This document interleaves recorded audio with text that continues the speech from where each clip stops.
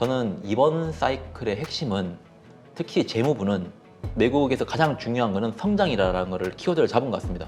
그냥 금리 인하는 이 부채를 줄이기 위한 하나의 도구일 뿐이지 정부 부채보다 물가보다 정부 부채가 더 얘들은 중요하다고 저는 보고 있다고 생각합니다.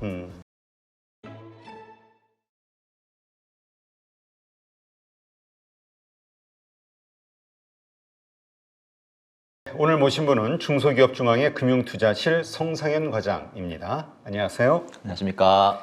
자, 이제 미국 경제 한번 좀 봐야 되는데 요즘 미국 경제 지표들 보면은 이보다 더 좋을 순 없다. 뭐 이런 얘기예요. 맞아요. 다른 나라들은 다 힘들어 죽겠다 그러는데 미국 경제는 정말 좋은데 네. 왜 이렇게 좋은지 이것이 얼마큼 더 지속이 될 것인가 이게 이제 시장에서 가장 큰 관심사죠. 네, 맞아요. 이게 제가 뭐 모니터 계속 이제 꾸준히 나오고 있지만 작년부터 드렸던 말씀이 있습니다. 그 미국은 지금 재정은 완화하되 금융은 긴축을 하고 있다. 그러면 기본적으로 고강도를 금리는 올리되 정부는 계속 재정을 부양하는 방식이거든요. 이렇게 되면 실질적으로 시장에 양극화는 계속 지속됩니다. 미국 내에서도 좋은 기업과 안 좋은 기업, 작은 기업과 큰 기업마다 이런 쪽으로 모든 게 다 양극화가 시작되거든요. 근데 이게 결국은 성장은 또 이끌어냅니다. 그래서 저는 이번 사이클의 핵심은 미국은 특히 재무부는 미국에서 가장 중요한 것은 성장이라는 것을 키워드를 잡은 것 같습니다. 원래 과거에는 보면 물가가 올라가면 연준이 기준금리를 올리고 그 물가가 잡히면서 성장이 둔화되는 게 일반적인 사이클이었거든요. 네. 그런데 그런 연준이 만들어내는 그 긴축 사이클이고 지금 미국은 재무부가 만들어내고 있는 사이클입니다. 우리는 모두가 2022년도에 성장에 대한 둔화, 경기 침체를 다 예상했었어요. 근데 2023년도에 모두의 전망과 다르게 경기가 어마어마하게 불장을 갔거든요. 근데 연준은 계속 금리를 올리고 있었잖아요. 그런데 왜 그렇게 좋았을까 보면 결국은 재무부가 뒤에서 어마어마한 재정 부양을 하고 있었던 겁니다. 그거를 우리는 지표로 보지 못했으니까 이거 풀리고 있나? 잘 모르는 겁니다. 그래서 왜냐면 우리는 기준금리만 계속 보고 있잖아요.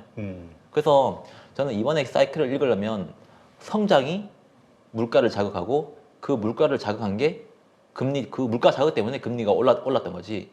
지금 물가가 오르니까 기준금리를 올리고 그 기준금리를 잡기 위해서 성장이 둔화되는 이렇게 좀 뭐 어떻게 보면 같은 말이긴 한데 모든 거의 중점은 성장을 놓고 보라고 말씀을 드리고 있고 최근에 지금 금리가 다시 또 막 오르고 있잖아요. 네. 그 시중금리가 그거는 물가가 올랐다기보다는 채권 시장에서 경기 침체에 대한 예상을 철회했기 때문에 지금 이렇게 금리가 높은 수준에서 장기채 금리가 유지되고 있는 거거든요. 그래서 현재 상황은 이거를 좀 읽는 게 가장 중요하고 그래서 오늘 좀 준비를 한 게 미국은 과연 특히 재무부는 어떤 방식으로 이런 성장을 만들어냈고 이게 과연 장기적으로 지속이 가능할지 아닐지에 대해서 제가 좀 그 부분을 좀 오늘 말씀드리려고 하고 있습니다. 네. 말씀하신 것처럼 사실 우리가 이제 그 IRA라는 네.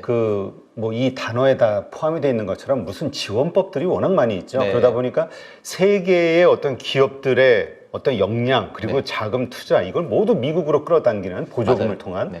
이런 뭐 자연스럽게 일자리 생기고 그 건설을 통한 또 네. GDP가 올라가는 효과 여러 가지 것들을 보면 진짜 보조금이라는 형태로 엄청난 돈을 뿌리고 있구나 그런 생각이 들 수밖에 없어요. 그 보조금을 소형 기업들한테 보조금을 지원을 하면 이게 버블이 오거든요. 근데 대형 기업들한테 오면 그 대형 기업의 밸류에이션을 다시 재산정해야 되는 걸로 갈 수 있습니다. 예를 들어서 지금 우리는 뭐 엔비디아나 애플이나 뭐 마이크로소프트나 이런 거를 뭐 PER 계산을 많이 하잖아요. 비싸다 싸다. 그게 결국은 얘네들이 지금 주가 대비해서 실적을 얼마큼 벌어내냐 이거거든요. 근데 그 실적은 또 그 뭐 ROE나 이런 개념을 보면 얘들 가지고 있는 자본금 대비해서 얼마만큼 많이 나오냐. 근데 지금 미국의 대형 기업들 특히나 빅테크 그리고 AI를 이끌어가는 기업들은 돈을 어마어마하게 많이 벌고 있는데도 불구하고 정부에서 지원금을 받고 있습니다. 근데 이 지원금은 아직 밸류에이션에 반영이 안 되어 있거든요. 그러면 이 밸류에이션도 다 재산정 한번 해봐야 된다고 생각하고 있고, 과연 그러면 이렇게 보조금까지 감안해서 이 기업을 봤을 때는 이게 싼가 안 싼가, 이걸 한번 다시 보면 뭐 안 쌀 지금 상황이 그렇게 비싸지 않은 걸 수도 있잖아요. 그래서 그런 측면으로 봤을 때 미국은 제가 작년에도 말씀드렸는데 장기 10년에 대한 플랜을 짰고, 그 플랜에 대한 공급망을 중국을 제외한 아시아 공급망을 구축을 지금 하고 있는 상황이고, 향후 10년에 대해서는 반도체, AI, 칩스, 인프라, 핵심 주력 산업, 거기에 IRA까지 지금 바이든 정부는 하고 있죠. 그래서 이쪽으로 집중적으로 돈을 퍼부어주는 구조입니다. 그 대기업들이 잘 살아나면 미국의 성장은 올라가고, 이거는 결국은 흑자로 돌아오면서 지금 우리가 이렇게 재정 적자를 하고 있지만 이게 흑자로 다 돌릴 수 있다라는 구조입니다. 네. 그래서 미국의 지금 성장을 만들어내는 방식이나 생각 자체가 우리가 뭐 우리나라든 일반적인 나라들이 생각하고 있는, 우리는 경기가 안 좋으니까 허리띠도 졸라매, 이게 아니라 돈을 더 찍어내가지고, 그러니까 더 많은 그 재정 적자를 만들어내서 그거를 퍼부어주고, 그 기업들이 나중에 흑자로 돌아올 수 있도록 그 재정 흑자를 만들어내는 구조로 지금 미국은 장기 플랜을 지금 세워놓은 상황입니다. 네. 자, 그런 차원에서 네, 준비하신 자료 한번 설명해 주시죠. 이게 뭐 어떻게 보면 어렵고 어떻게 보면 쉬운데, 이 표를 한번 보실게요. 제가 재무부의 계획이라고 적어놨는데, 재무부의 계획은 2022년 하반기부터, 특히 2023년부터 어마어마한 단기 채권, 재정증권을 발행을 했습니다. 이걸로 돈을 조달했거든요. 그러면서 그 조달한 돈을 가지고 대기업들은 줬습니다. 근데 일반적으로 돈을 찍어내려고 채권을 발행을 하면, 그게 과거에는 보면 연준이 그걸 다 사줬거든요. 그러면 연준이 사면, 이게 빨간색 표에서 연준이 사게 되면 이 코로나 때처럼 통화량이 올라갑니다. 네. 근데 이게 안 좋은 점은 인플레이션을 자극해요. 왜냐하면 화폐가 너무 많이 풀리면 그건 원래 화폐 인플레이션은 화폐 현상이라고 하잖아요.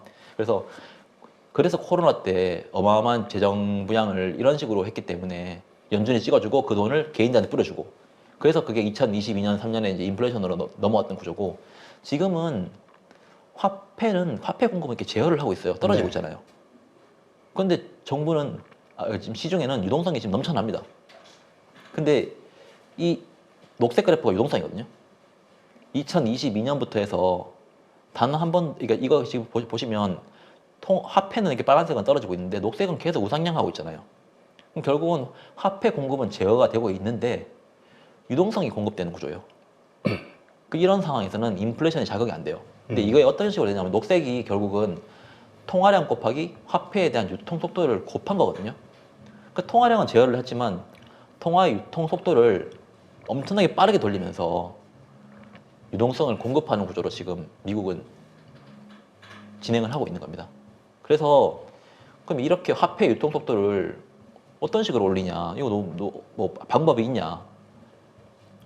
금융시장에서 화폐 유통 속도를 빠르게 돌리는 방법이 있습니다. 원래는 실물시장에서 개인들이 부동산을 사려고 하면 은행에서 대출을 해주고, 내가 대출해서 뭘 사면 또 그거를 판 사람은 자기한테 또 소득으로 들어오잖아요. 그럼 그 소득으로 딴 데 돈을 쓰고, 이런 식이 원래 일반적인 화폐 유통 속도를 돌리는 방법이거든요.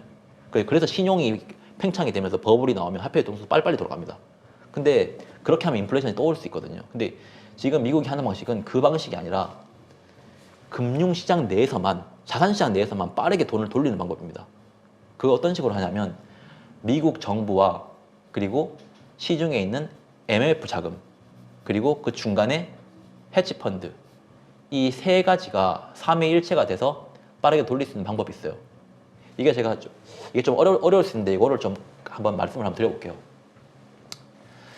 미국 정부가 채권을 발행을 해요. 네. 그런데 그 채권을 연준이 사면 통화량이 늘어나는데, MLF에 있는 돈들이 그 채권을 사면 그냥 시중에 있는 돈이 채권과 교체되는 방식이잖아요. 네. 그러면 화폐가 늘어나지는 않은 거, 시중에 있는 돈들이 그냥 계속 이 국채랑 맞교환하는 방식입니다. 그래서 정부가 국채를 발행을 했을 때 MLF가 원래 그동안 직접 샀는데, MLF가 이걸 MLF가 사게 되면 국채를 사게 되면 국채에 대한 변동성이 부담스럽잖아요. 그래서 얘네들은 자기가 가지고 있는 돈의 뭐 절반은 국채를 사되 절반은 연준에 있는 영래포라고 하는 계좌에 돈을 넣고 있었어요. 그거는 이제 우리 예금 받는 것처럼 고정금리로 이렇게 주니까 시장에 변동성이 없거든요. 그거를 5.3%의 돈을 주고 예치를 하고 돈을 받고 있었는데 헤지펀드들이 야 우리 5.31%의 돈 좀 빌려줘. 너 5.3% 넣고 있는 거 5.31%돈 빌려줘. 대신 우리가 담보로 국채를 줄게. 그러면 뭐 무위험으로 대출을 해주는 방식이잖아요. 헤지펀드들이 한테 IMF가 돈 빌려달라고 하니까 IMF가 그런 거 같네라고 하면서 영래포에 있는 돈을 빼서 헤지펀드한테 돈을 빌려줍니다. 5.31%에. 헤지펀드는 5.31%의 대출을 해서 지금 미국이 발행을 하는 단기채권 한 5.35 정도 되거든요. 이거를 매수를 해요. 그러면 헤지펀드는 대출해서 사는 개념이잖아요. 자기 돈 없이. 그런데 5.31%의 대출해서 5.35%에 투자하니까 어떻게든 수익이 남잖아요. 그렇죠. 0.4. 이거를 레버리지를 어마어마하게 일으키는 거예요. 계속 무한 반복하는 거죠. 산 채권을 가지고 또 담보를 주고 내가 돈 또 빌려요. 그러면 그게 200억이 되잖아요. 근데 그러면 산 채권을 가지고 또 돈을 빌려요. 그럼 또 그게 300억이 되고 400억이 되고 그렇게 해서 어마무시하게 돈 한 푼 없는 헤지펀드가 미국이 발행하는 국채를 다 사버립니다. 돈을 어디서 빌렸다? 그건 MF에서 돈을 다 빌려갖고. 이게 그렇게 되면 헤지펀드와 MF와 재무부 이 세 군데서만 돈을 돌리는데 국채는 계속 발행이 되잖아요. 그러면서 정부는 자금에 대한 조달이 어마어마하게 되는 거예요. 1조를 조달하는데 헤지펀드 하나만 중간에 끼고 있으면 MF에 있는 돈들을 다 끌어올 수 있는 겁니다. 네. 그 방식을 2023년도에 어마무시하게 했습니다. 그러니까 우리가 사실 그 여러 가지 신용의 문제라든가 미국의 국가 부채 문제라든가 이런 거 얘기하면서 과연 중국과의 관계도 안 좋아서 누가 국채를 사줄 것이냐가 가장 큰 화두였고 그것이 또 시장을 불안하게 만드는 요소였는데 나중에 알고 보니까 잘 소화가 되더라. 알고 봤더니 헤지펀드더라. 네, 그래서 연준이 작년부터 보면 단기 국채 중심으로 발행을 엄청 했거든요. 장기채는 어차피 헤지펀드가 못 삽니다. 얘네들은 그 단기로 대출을 하는 거라서 단기 채권밖에 안 사거든요. 변동성을 줄이기 위해서. 그래서 미국이 재무부가 단기 채권을 계속 발행을 해주는 이유도 얘네들은 통화 유통 속도를 끌어올리면서 유동성을 공급하고 싶었고 그거 단기 채권을 사줄 수 있는 애는 헤지펀드고 헤지펀드는 MF에서 돈을 빌릴 수 있는 이 구조가 맞물려서 잘 돌아간 겁니다. 그게 다 수익이 나는 구조예요. 어떻게 보면 MF는 뭐 0.01%라도 좀 더 비싼 대출을 해줄 수 있었고 헤지펀드는 한 푼도 없이 뭐 0.04%에 대한 그거를 또 레버리지 일으키면 또 수익이 많이 나잖아요. 재무부는 돈을 다 찍어내서 그 돈을 가지고 뭐 인프라든 칩스든 반도체든 지원을 해줄 수 있었고 그러면서 미국의 성장은 올라가고 그게 지금까지 일어나고 있던 현상이거든요. 그런데 2분기 때는 좀 달라집니다. 어떻게 해요? 2분기 때는 이게 표를 보시면 파란색이 재무부의 재무부가 발행한 채권 중에서 단기채 발행 비중이거든요. 지금 전체 채권 중에서 단기 채권이 몇 퍼센트 있냐. 이게 지금 보시면 한 25%까지 올라왔어요. 네. 2023년부터 해서 빠르게 지금 비중이 올라오는 거 보이시죠? 근데 이게 25%면 실질적으로 재무부는 20% 이내에서 발행을 하라고 권고를 받고 있는데 25%면 지금 너무 많이 발행한 거예요. 발행을 해도. 그러니까 전체 채권에서 단기 채권 비중이 너무 많은 거예요. 원래 채권은 만기 분산을 시키고 비중도 조절을 하고 했어야 되는데 단기채에만 너무 많이 지금 비중이 올라가 있는 상황입니다. 그래서 재무부가 2분기 때는 우리 단기 채권 비중을 줄일게 라고 지금 그 계획을 발표를 했거든요. 네. 그걸 1월 말에 발표를 했어요. 제가 그래서 1월 달에 여기 머니톡 나왔을 때 2분기는 변동성이 있을 겁니다 라고 말했던 이유도 사실 여기에서 착안된 그 저의 시나리오거든요. 네. 결국 단기 채권에 대한 비중을 줄인다고 하면 헤지펀드는 채권을 지금 사고 있잖아요. 그렇죠. 근데 본인들이 가지고 있는 채권이 만기가 상환이 되면 재무부가 발행을 또 해줘야 그거를 다시 재투자를 하는데 발행이 안 된다고 하면 재투자를 못 하잖아요. 그렇죠. 그러면 다시 MF 통해서 빌렸던 대출을 다시 상환하겠죠. 그러면 원래는 MF 통해서 돈이 계속 들어오면서 이게 돈을 더 통화 유통 속도를 올리는 구조가 반대 방향으로 감기게 됩니다. 그럼 통화 유통 속도가 이렇게 떨어지는 방향으로 오히려 돈이 긴축 효과를 얻을 수밖에 없다는. 그래서 유동성이 전 줄어들 걸로 보고 있고 이게 화폐랑 과는 관계가 없어요. 화폐랑은 가만히 있는데 유동성만 왔다 갔다 하는 거예요. 그게 통화 유통 속도에 의해서. 그게 재무부가 지금 2분기에 계획을 발표를 했고, 물론 비중이 높은 게 첫 번째 이유일 수도 있겠지만, 그동안 지금 2분기 보면 미국이 지금 다시 물가에 대한 우려를 하잖아요. 네. 성장이 너무 높다라고 아까 말씀하셨잖아요. 너무 이렇게 좋을 수가 있냐. 그러니까 지금 IMF에서 발표한 거 보니까 2% 이상 네. 상향 계속해서 성장할 수 있는 거는 한국하고 미국이 두 나라밖에 없다 발표를 했잖아요. 거기다 그 장기금리도 막 올라가고, 음, 경기 침체에 철회를 해버리니까 채권시장이. 이거를 좀 톤 다운을 시켜야겠다라는 생각을 미국 정부는 하는 겁니다. 유동성을 줄이면 물가당 성장이든 둘 다 둔화되거든요. 그게 시차를 가지고. 그래서 현재 제가 이 표에서 좀 보시면 2분기는 단기 국채 발행을 순감할 겁니다.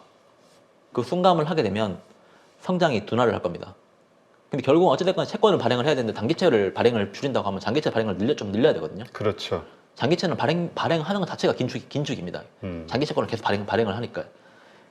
그렇기 때문에 2분기는 좀 긴축의 효과가 일어날 수 있습니다라고 저는 말씀을 드리는 거고, 이렇게 되면 2분기는 첫 번째로 유동성 긴축이 일어날 거고, 두 번째로는 시차를 가지고 성장이 둔화될 거고, 마지막으로는 결국은 물가도 둔화되는 방향으로 갈 겁니다라고 저는 전망을 하고 있습니다. 그래서 2분기는 우리가 지금 전부 다 성장, 너무 과한 성장, 그리고 물가 다시 올라가는 거 아니냐에 대한 우려가 2분기 말을 기점으로 그 두 개가 좀 더 톤 다운 될 거라고 보고 있어요. 그렇군요. 네.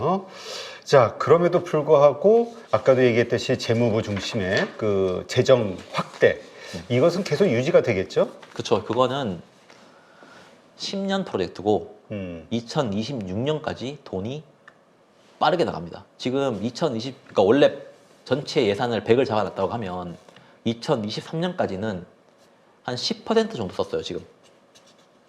90%는 이제 앞으로 남아있는 시기에 쓰는 건데, 거의 70%까지를 2026년, 이 표에 보시면 2026년까지 빠르게 지금 집행하려고 계획을 하고 있습니다. 인프라뿐만 아니라 반도체든 뭐 칩스든 사이언스든, 그리고 AI, 이 중심에는 AI든. 그래서 공장도 어마어마하게 건설할 거고, 그걸 아시아 그 공급망 국가들에게 건설할 거고, 반도체를 하는 기업들한테는 보조금을 계속 지원을 하면서 더 높은 품질을 가지고 다른 나라들이 못 따라올 정도로 자기들의 그 독점력을 가져가려고 할 겁니다.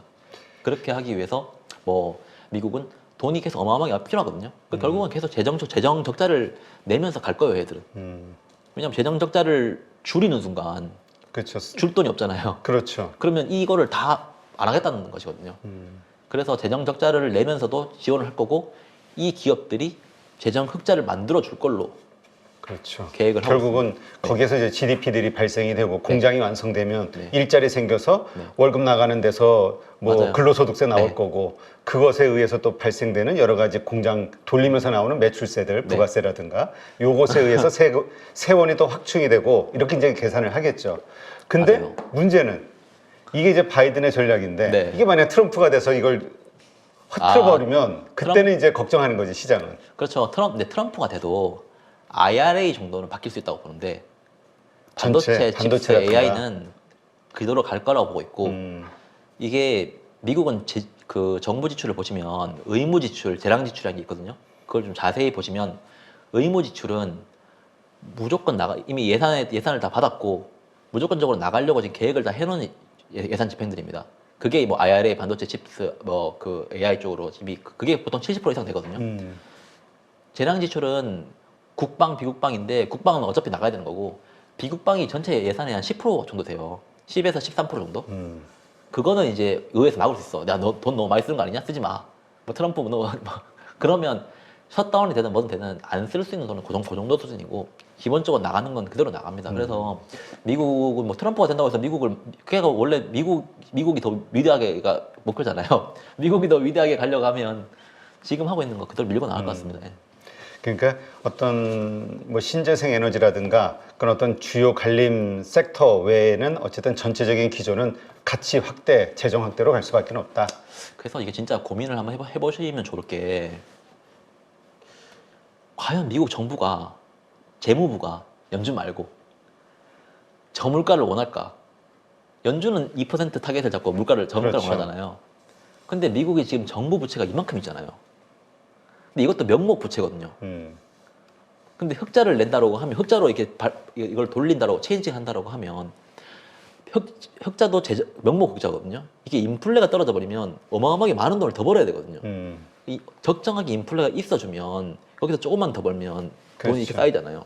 물건을 100원에 팔던 게 120원, 130원 이렇게 팔 수 있어야지. 그렇죠. 흑자가 수량은 돈이 빨리 들어오잖아요. 수량은 비슷해도 가격이 오르면 그만큼의 이익이 생기는 네. 거니까. 그래서 연준은 2%를 원하지만 과연 재무가 2%를 원할까? 저는 2% 아닐 거라고 보거든요. 3% 이상이라고 보고 있어요.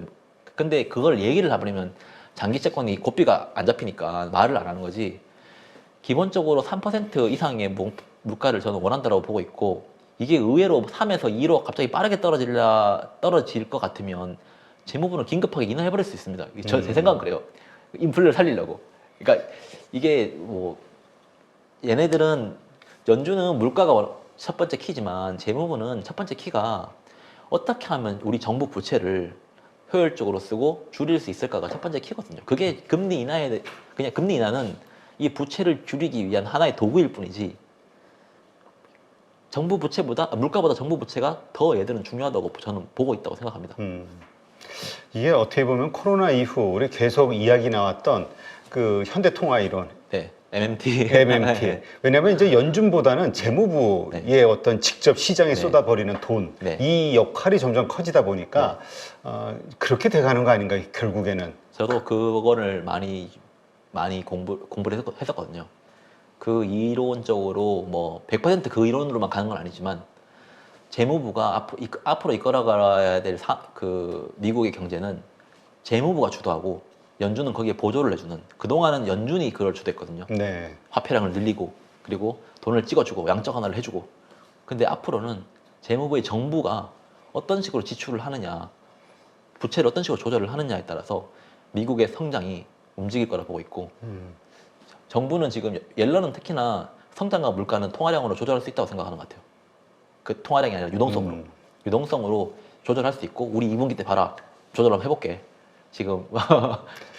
그러니까 이제 결국 우리가 연준도 잘 주시를 해야 되겠지만 재무부의 어떤 정책 방향, 네. 그다음에 그 의지, 요거를 아마 계속해서 좀 주의 깊게 네. 보면서 그 의도를 파악하려는 네. 이런 노력을 좀 해야 될 것 같아요. 해석을 잘하고 잘 투자를 해야 될 것 같아요. 그래서